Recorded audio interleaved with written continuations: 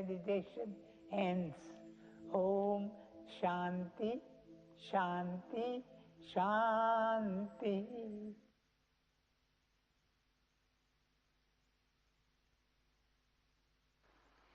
दादा श्याम, एक नई दुनिया में थी आयासीं असां सभु हाणे। एहसास थे तो, महसूस थे तो, हाँ या न? हाणे दादाजीअ जो जेको 100th बर्थडे आहे उन जो असां लोगो लॉन्च करे रहिया आहियूं। Are you all ready? Please join me in launching 100th birthday logo. Be love, live love. दादा जेके आहिनि असांखे सिख्या ॾिनी आहे ज़िंदगीअ में हर हिकु प्रॉब्लम दादा जेकी फेस कई आहे, सिख्या ॾिनी आहे कि हूअ प्यार सां with love he has handled all the situation. So be love, live love. दादा पंहिंजी सॼी ज़िंदगी जेकी आहे प्यार सां कटी आहे, त तव्हां बि जेके आहिनि हिन थॉट सां गॾु असां लॉन्च करे रहिया आहियूं दादास 100th birthday. Let's welcome.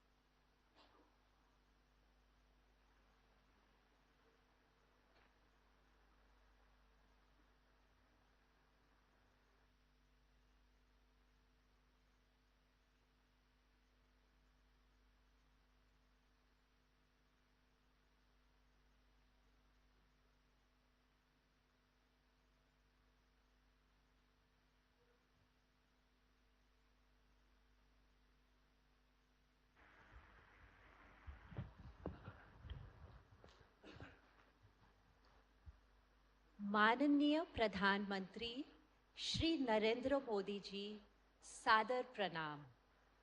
Sadhu Vaswani mission की ओर से मैं आपका हार्दिक अभिनंदन करती हूँ और तहे दिल से प्रेम तथा स्नेह से आपका स्वागत करती हूँ।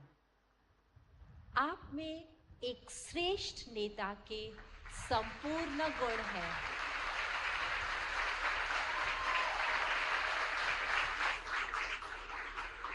Your mission, your leadership, your tireless efforts have taken India to a level of excellence of reforms and initiatives. इसलिए आज आपका नाम विश्व के कदादर नेताओं में गिना जा रहा है। अपने व्यस्त जीवन से आपने हमारे लिए समय निकाला, जिसके लिए हम आपके बहुत बहुत आभारी हैं। हम एक आशा करते हैं, अगले वर्ष प्यारे दादा के जन्म शताब्दी के उत्सव पर आप स्वयं हमारे साथ होंगे और हम इकट्ठे होकर पूज्य प्यारे दादाजी की जन्म शताब्दी मनाएंगे। What a momentous occasion it will be. Dada, beloved Dada, words are inadequate to describe you. आपकी प्रेम की डोर ने हम सबको बांध रखा है। We all live selfish lives. I want something for myself all the time. It is only you who lives for others. You place your happiness above our happiness. You give ceaselessly, dear Dada. You are never tired of giving, and you give without expecting anything in return. You give of your time, you give of your energy, you give of your wisdom, and you give us the pure love of your heart. Calm, serene, and peaceful do we all feel when we are with you, beloved Dada. Revitalized and uplifted we all feel when we are with you, our most dear Dada. Absolute love, pure bliss we all feel, don't you, when we all are with Dada. Dada, it's just the magic of your love. Thank you for always being with us.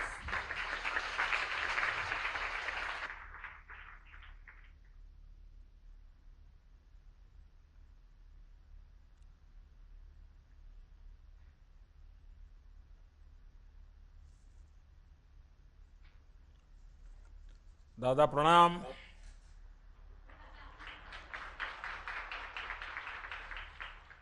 वहां उपस्थित सभी महानुभावों को भी मेरी तरफ से प्रणाम।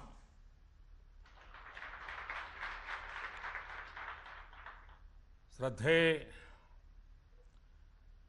दादा वासवानी जी को उनके 99वें जन्म दिवस पर मेरी बहुत बहुत शुभकामनाएं और मेरे प्रणाम। जन्मदिन दादा वासवानी का है, लेकिन उनसे आशीर्वाद लेने का सौभाग्य हम सबको मिला है।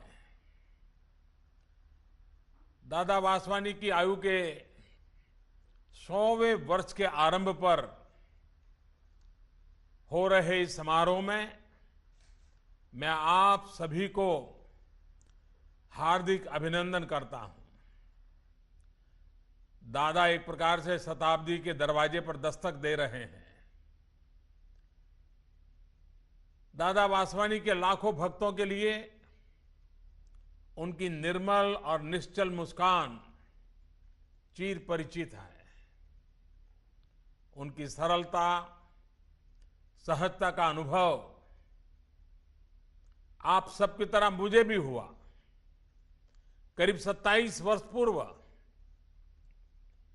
यूनाइटेड नेशंस का एक वर्ल्ड रिलीजन कॉन्फ्रेंस में अमेरिका में मैं दादा के साथ था। उनसे निकट रहने का अवसर मिला। अनेक विषयों पर विचार विमर्श करने का अवसर मिला। राष्ट्र निर्माण, सामाजिक कर्तव्य, न जाने कितने कितने विषयों पर बातें हुई। 2013 में जब मैं गुजरात में मुख्यमंत्री था तो पुणे में साधु वासवानी कॉलेज ऑफ नर्सिंग का लोकार्पण दादा के साथ मिलकर के करने का मुझे अवसर मिला था। इस आयु में भी उनका प्यार इतना रहा कि पिछले वर्ष वो स्वयं दिल्ली आए, मेरे निवास स्थान पर आए और फिर एक बार उनसे समाज के अनेक महत्वपूर्ण विषय, शिक्षा हो, स्वास्थ्य हो, काफी देर तक उनसे बातें करने का मुझे सौभाग्य मिला। अच्छा होता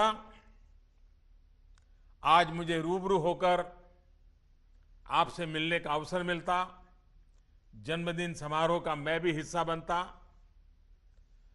लेकिन जैसा अभी मुझे निमंत्रण दिया गया कि शताब्दी के जन्म दिन पर मैं मौजूद रहूं, मुझे खुशी होगी उस समय मुझे आने का अवसर मिले और आप सबके बीच बैठ करके दादा की 100 साल की जो जीवन यात्रा है, उनका जो तपस्या रही है, प्रेम भरा उनका जो जीवन रहा है, उस अवसर को आप सबके साथ मिलकर के मनाने का सौभाग्य मुझे भी मिले। लेकिन मैं आपके निमंत्रण के लिए आपका आभारी हूं। साथियों, दादा वासवानी का व्यक्तित्व हमारी संत परंपरा का एक पड़ाव है, एक अगली कड़ी है। उस आध्यात्मिक यात्रा को उन्होंने अपने जीवन कार्य के द्वारा, अपने प्रेम भरे संदेश के द्वारा उन्होंने जी करके दिखाया है। जब भी मैं उनसे मिलता हूं, उनके व्यक्तित्व में एक संतोष, विनम्रता और प्रेम की वास्तविक शक्ति का जीवंत अनुभव उनको मिलने वाला हर कोई कर सकता है। दूसरों पर अपना सर्वस्व न्यौछावर करने की प्रवृत्ति दादा वासवानी के जीवन का आधार रही है। दादा वासवानी की एक बात मुझे याद आती है। वो हमेशा कहा करते हैं, आप जितना भला कर सकते हैं करें, आप जितने लोगों का भला कर सकते हैं करें, आप जितने प्रकार से भला कर सकते हैं करें, और जितनी ज्यादा बार भला कर सकते हैं जरूर करें। दादा वासवानी के दिव्य वचन संपूर्ण मानवता के सशक्तिकरण का मार्ग खोलते हैं। हमारे समाज में कितने ही दिन दुखी, गरीब, दलित, पीड़ित, शोषित, वंचित हैं, वो अपनी स्थिति बदलने के लिए जूझ रहे हैं, संघर्ष कर रहे हैं, परिश्रम कर रहे हैं। साधु वासवानी मिशन इन्हें आगे बढ़ने के लिए, उनकी जिंदगी आसान बनाने के लिए बरसों से प्रयत्नशील है। मैं उनका हृदय से अभिनंदन करता हूं। साथियों, मुझे बहुत प्रसन्नता है कि आप सभी के द्वारा आज इस उत्सव की शुरुआत की जा रही है। मैं आज विशेष रूप से उस विषय पर बात करना चाहता हूं जिस पर 2 दिन पूर्व दादा ने अपनी चर्चा में खास करके युवा पीढ़ी को बताया था, और विषय था मेक द राइट चॉइस। मैं समझता हूं यह विषय आज के संदर्भ में ये बहुत ही प्रासंगिक है, बहुत ही सार्थक है। जीवन में सही और गलत विकल्प के बारे में दादा वासवानी ने कितने सुंदर विचार रखे, मैं उन्हें आज दोहराना चाहता हूं। दादा ने कहा, सही विकल्प चुनने के लिए हमें अपनी चेतना को शांत कर लेना चाहिए, हमें अपनी भावनाओं को शांत रखना चाहिए, हर तरफ ईश्वर को उपस्थित मान करके खुले हृदय से विचार करने पर हम सही विकल्प चुन सकते हैं। जीवन का प्रत्येक अनुभव हमें एक शिक्षा देता है। ये हम पर है कि हम वो शिक्षा किस तरह लेते हैं। आज के नौजवानों को दादा वासवानी की इन बातों से प्रेरणा लेनी चाहिए। जीवन पथ पर व्यक्ति को हमेशा ऐसी परिस्थितियों से दो चार होना होता ही है। कभी कभार इंसान सोचता है कि मैं अकेला हूं। मैं हमेशा कहता हूं कि कोई कभी अकेला नहीं होता है, उसके साथ +1 होता है, जिसको आप देख नहीं पाते हैं, जिसको कभी देखा भी नहीं है, लेकिन जिसका स्मरण मात्र आपके भीतर एक चेतना जगा देता है, वो ईश्वर का कोई न कोई रूप हर पल आपके साथ होता है और वही आपकी अपनी शक्ति को अनेक गुना बढ़ा देता है। और इसलिए कोई अकेला नहीं होता है। और इसलिए जब भी, जैसे दादा ने कहा कि जब भी निर्णय करें, ईश्वर को साक्ष्य मान करके करें। हम भी हर पल सोचे, हम अच्छा करते हैं तब भी अकेले नहीं है, बुरा करते हैं तब भी अकेले नहीं है, कोई न कोई हमारे साथ है। आज समाज में व्याप्त तमाम बुराइयों की बड़ी वजह भी यही है कि सही और गलत को जानते हुए भी कुछ लोग गलत का विकल्प चुन लेते हैं। महाभारत में भली भांति कहा गया है, दुर्योधन कहा करता था कि जानामि धर्मम न च मे प्रवृत्ति। धर्म क्या है, अधर्म क्या है, सब मैं जानता हूं, मुझे समझ है, मैं भेद कर सकता हूं, लेकिन मेरी प्रवृत्ति ऐसी है कि मैं अधर्म ही करूंगा। भ्रष्टाचार हो, जातिवाद हो, अपराध हो, ड्रग्स की लत हो, इन सभी से निपटा जा सकता है अगर इंसान अपने जीवन में विकल्प चुनने में की प्रवृत्ति में सुधार करे। समाज के हर व्यक्ति का सही विकल्प चुनना और उस पर आगे बढ़ना सशक्त समाज का भी आधार होता है। साथियों, ये बहुत सुंदर संयोग है कि इस वर्ष ही चंपारण सत्याग्रह के 100 वर्ष पूरे हुए हैं। महात्मा गांधी के किया गया आरंभ का ये पहला सत्याग्रह था और चंपारण सत्याग्रह से माध्यम से महात्मा गांधी ने न सिर्फ देश को सत्याग्रह की शक्ति से परिचित कराया, बल्कि सामाजिक बुराइयों से लड़ने के लिए जन भागीदारी को भी एक मजबूत मंत्र के रूप में स्थापित किया था। चंपारण सत्याग्रह के शताब्दी वर्ष को सरकार स्वच्छाग्रह के रूप में मना रही है। गांधी का मंत्र था सत्याग्रह, आजाद हिंदुस्तान के लिए आवश्यक है स्वच्छाग्रह। दादा वासवानी का आशीर्वाद स्वच्छाग्रह को और ताकत देगा। ये महात्मा गांधी के अधूरे सपने को पूरा करने में सहायक होगा। स्वच्छ भारत अभियान देश में अनेक जन आंदोलन की तरह आज आगे बढ़ रहा है। 2 अक्टूबर 2014 जब ये अभियान शुरू किया गया था तो देश में ग्रामीण स्वच्छता का दायरा 40% से भी कम था। आज ये बढ़कर करीब करीब 70% तक पहुंचने लगा है। एक बहुत ही स्वस्थ परंपरा भी शुरू हुई। गांवों, जिलों, राज्यों में खुद को खुले में शौच से मुक्त घोषित करने की एक तंदुरुस्त स्पर्धा चल पड़ी है। अब तक देश के 2,17,000 गांव खुद को खुले में शौच से मुक्त घोषित कर चुके हैं और मैं इसे सबसे बड़ा विमेन एम्पावरमेंट का काम मानता हूं।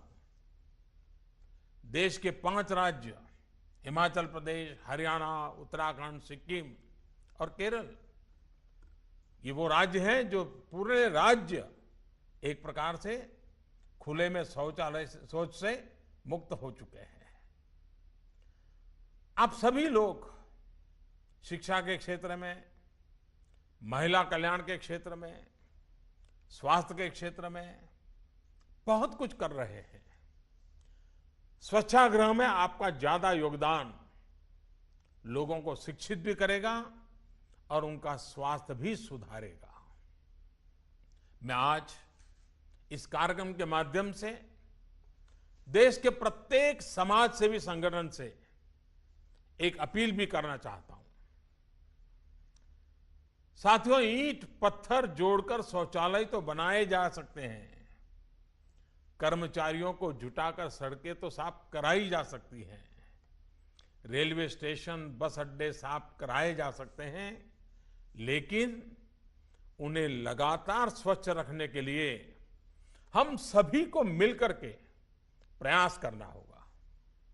स्वच्छता ये सिर्फ व्यवस्था नहीं है, स्वच्छता एक वृत्ति है। ये हम सभी के स्वभाव बने, ये जरूरी है।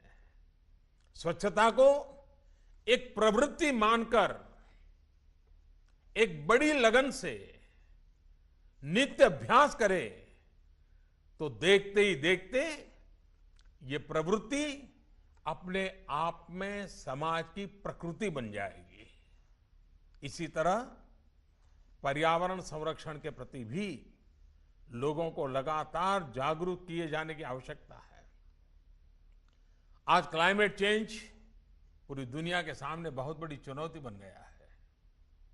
ज्यादा से ज्यादा पेड़ लगाने का कार्यक्रम, वेस्ट टू एनर्जी से जुड़े कार्यक्रम, सोलार एनर्जी के प्रति लोगों का रुझान बढ़ाने के लिए कार्यक्रम, जल संरक्षण के लिए लोगों को प्रेरित करने का कार्यक्रम हमारी प्रकृति और पर्यावरण को मजबूत करेंगे।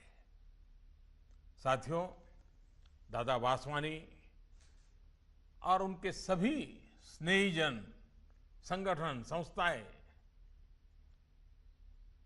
आप सबका मुझ पर इतना स्नेह है कि मैं भी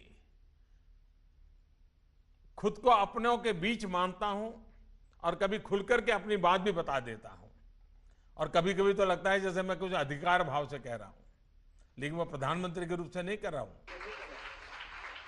दादा का प्यार इतना है कि उनके एक स्वजन के रूप में आपसे मुझे कुछ आग्रह करने का मन करता है। और मैं चाहूंगा कि हमारा देश 2022 में, आज से 5 साल के बाद, स्वतंत्रता के 75 वर्ष मनाएगा। दादा वासवानी तो स्वयं स्वतंत्रता आंदोलन के साक्षात गवाह रहे हैं।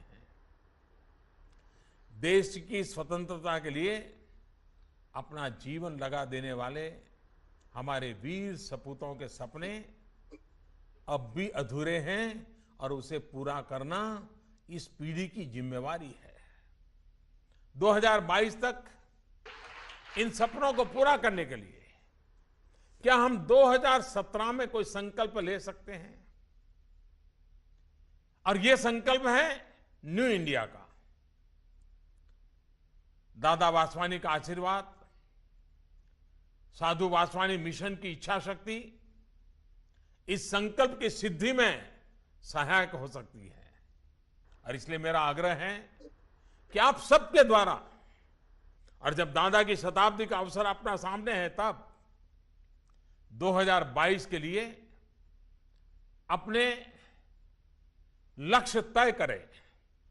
लक्ष्य भी ऐसे हो जिन्हें संख्या में नापा जा सकता है, गोलमोल नहीं, ऐसा होना चाहिए, वैसा करेंगे, अच्छा लगेगा, बुरा, ऐसा नहीं। 5 करेंगे, 7 करेंगे, 9 करेंगे, 11 करेंगे, पक्का करना चाहिए। जैसे स्वच्छता के आग्रह के साथ आप प्रति वर्ष इतने लोगों को इस काम में जोड़ेंगे, 10,000 हो, 5,000 हो, 25,000 हो, आप तय करिए, हर व्यक्ति तय करे। सोलर एनर्जी में हम इतने लोगों को काम करेंगे, वेस्ट टू एनर्जी में इतने लोगों को काम करेंगे, गांव के गरीब लोगों को पढ़ाने के लिए इतने लोगों को काम करेंगे। जब देश का हर व्यक्ति, हर परिवार, हर संस्था अपने अपने लक्ष्य निर्धारित करेगी और उसकी प्राप्ति के लिए परिश्रम करेगी, तो लक्ष्य भी हासिल होगा और न्यू इंडिया का सपना भी साकार होगा। दादा वासवानी का जीवन देखते हुए हम सब जो उनको प्यार करते हैं और जिन्हें वो प्यार करते हैं, ये शताब्दी हम कैसे बनाएंगे ये हमें तय करना होगा। और अभी अभी आपने लोगो प्रस्तुत किया है। बहुत अच्छे भाव जो दादा को जो मिलेगा वो अनुभव करता है। दादा जिस प्यार से, नम्रता से बात करते, कभी कभी हम भी गुमराह हो जाते हैं कि दादा जितना प्यार कर रहे हैं, जितना अपने लिए बोल रहे हैं हम लोगों के लिए, क्या सचमुच हम ऐसे हैं क्या? क्योंकि दादा हर एक के लिए अच्छा ही बोलते हैं, वो अच्छा ही सोचते हैं। और मेरा एक सुझाव है कि इस शताब्दी के वर्ष जैसा आपने लोगो दिया है उसी के अनुसार मैं कह रहा हूं, और हम एक मुद्दे पर हम सब लोग काम करें जिसमें हर व्यक्ति जो भी दादा को प्यार करता है, जो भी दादा की बातों में श्रद्धा रखता है, जिसके भी दिल में समाज के प्रति संवेदना है, हर व्यक्ति समाज के लिए कुछ करें, समाज के लिए जिए।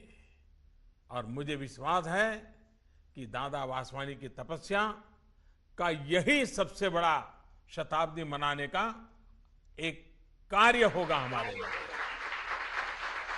दादा वासवानी की शिक्षाओं से हमें निरंतर इस लक्ष्य की प्राप्ति की प्रेरणा मिलेगी। उनका आशीर्वाद हम सभी पर ऐसे ही बना रहे। इसी कामना के साथ मैं अपनी बात समाप्त करता हूं। एक बार फिर आप सभी को बहुत बहुत शुभकामनाएं देता हूं, दादा को प्रणाम करता हूं और उनका उत्तम साथ और उनकी प्यारी सी मुस्कान, आज इस उम्र में भी बालक जैसा सहज उनकी मुस्कान हम सबको प्रेरणा देती रहे। इसी एक भाव के साथ मैं अपनी बात को समाप्त करता हूं। आप सबका बहुत बहुत धन्यवाद।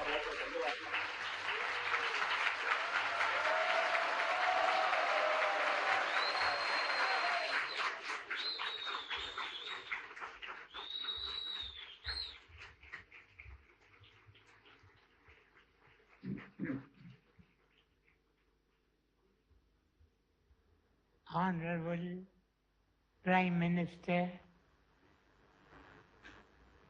श्री नरेंद्र मोदी जी तथा मेरे भाइयों और बहन, इन शब्दों के बाद मैं आपसे क्या कहूं? After having listened to these words of our great leader, perhaps the greatest in the world today,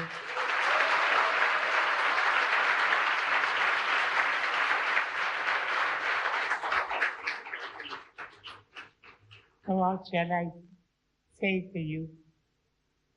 आज मैं स्वयं से कह रहता था कि इस संसार में भांति भांति के देश हैं, पर सबसे उत्तम देश है भारत देश।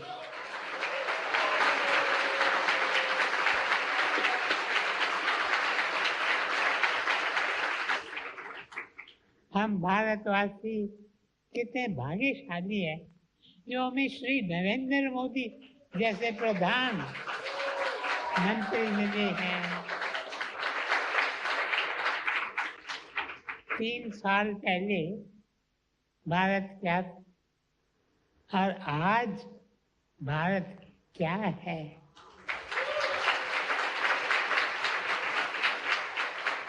इन 3 वर्षों में आपने जन धन योजना, स्वच्छ भारत अभियान, मेक इन इंडिया जैसे योजनाएं चलाई हैं और इनका प्रभाव भी दिखाने दे रहा है। हम अपने घर, गलियां, गांवों तथा शहरों को जरूर साफ करें। साथ ही साथ हमें अपने संतस को भी साफ करना है। हमें अपने अंदर की सारी नेगेटिव भावनाओं को निकालकर अपने दिल में प्रभु प्रेम की ज्योति जलानी है और सारे विश्व में इसे फैलाना है। आज मैं मोदी साहब को बार बार नमन करता हूँ और सभी भारतवासियों के ओर से धन्यवाद कहता हूँ।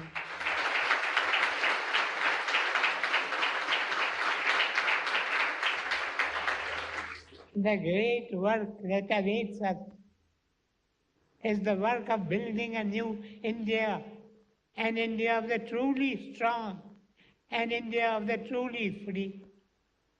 भारत को नया बनाना, उसे सच्ची आजादी दिलाना, शक्तिशाली बनाना, पॉलिटिक्स से देश नहीं बनता।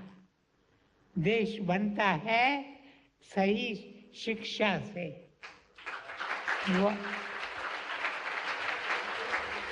What builds a nation is education.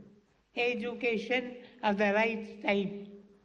हमें ऐसी एजुकेशन चाहिए जो हमें ये सिखाए कि life is larger than livelihood.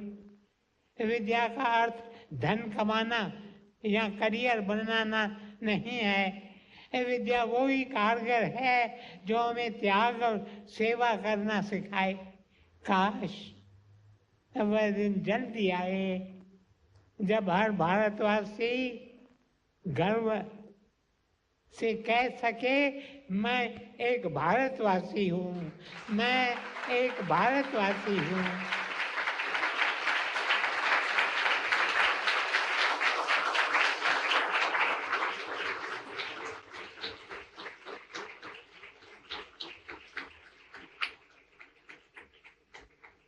आज हमारी सबसे बड़ी जरूरत भारत की रेपुटेशन भी भारतवासियों पर निर्भर है। मुझ पर, आप पर, एक एक व्यक्ति पर निर्भर है। इसलिए हम में से एक एक को चाहिए कि वह अपने जीवन में भारत के प्राचीन ऋषियों मुनियों के आदर्शों, सत्य, प्रेम, सेवा, करुणा तथा बलिदान की साक्षी दे। तभी एक बार फिर से भारत सभी देशों का सरताज होगा।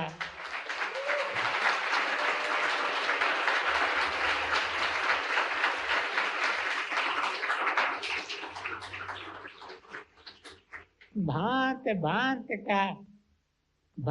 भांत के देश पर मेरा भारत देश महान। सेवा करो, सेवा करो, ऊंची होगी भारत की शान।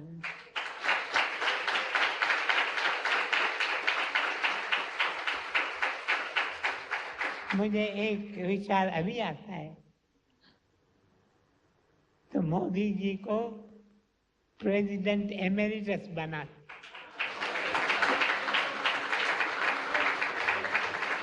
He should be the emeritus for all time.